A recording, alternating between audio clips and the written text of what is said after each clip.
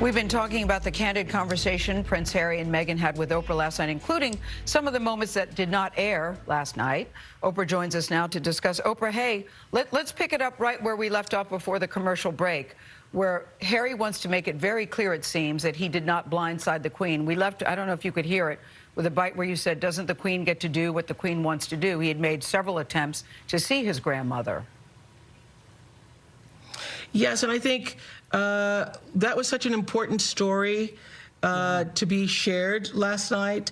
In the process of trying to edit this 3 hours and 20 minutes down to an hour and 25 minutes, I'd said to my team, the most important question to be answered here at the end of this show will be, why did they leave?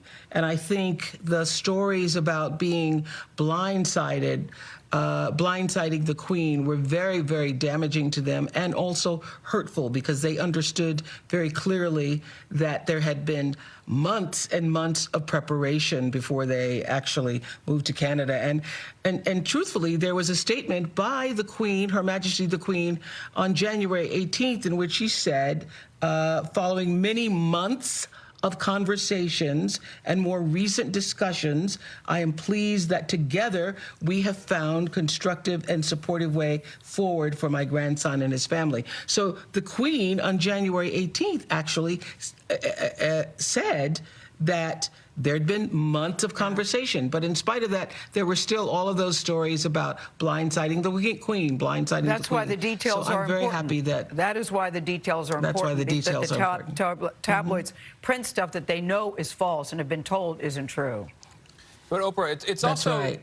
The question remains why the Queen cannot dictate who she sees and when she sees them, and it seems to come back to something that Meghan pointed out early, that there's the family and then there's the institution. And you were constantly trying to probe the difference between the two. What did you take away from that? I took away from that there are, as Harry just indicated, there are people surrounding the family who are advisors to the family, who have been there for a long time, and that's a part of the hierarchical structure. And those people have a lot of influence and also input. You get I mean, you mentioned last night, Oprah, that you watch The Crown. I do too. You get a sense of that in The Crown, that actually there is almost kind of like a deep state within the monarchy that actually runs the monarchy. But I wanted to ask you, we had Tina Brown on earlier, who said that this interview is like kryptonite for the royal family. And I'm sure Harry and Meghan, when they agreed to have this conversation with you, knew it was not going to make their relationship with the royal family any easier.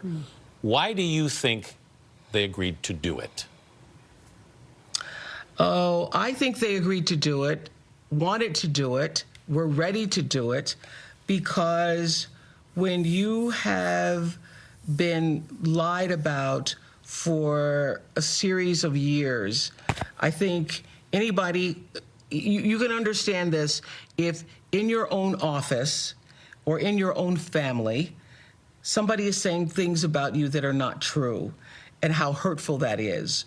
Or if you're online and you read the comments from something that somebody has said about you and you continue to see those comments, how hurtful that is. So imagine that for over a period of months and years, and you know that it isn't true. I think the most important thing for them, you know, before I do any interview, I have a conversation with whoever I'm interviewing and ask, tell me what your intention is, and I will tell you what my intention is, and let's see if we can align those two, because I don't want you to finish an interview and at the end of the interview say, I wish I had said.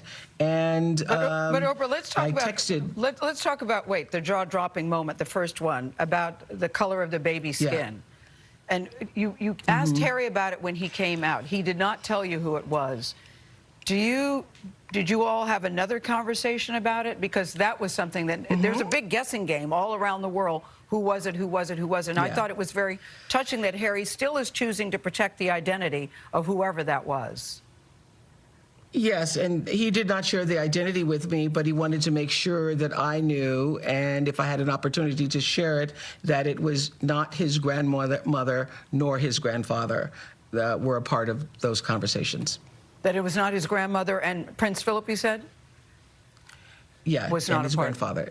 Neither his grandmother nor grandfather were a part of those conversations. He did not tell me who were a part of those conversations. Right. As you can see, I tried to get that answer on camera and off. All right. Oprah, stay with us. You have more never-before-seen clips for us, including Meghan talking about her own family.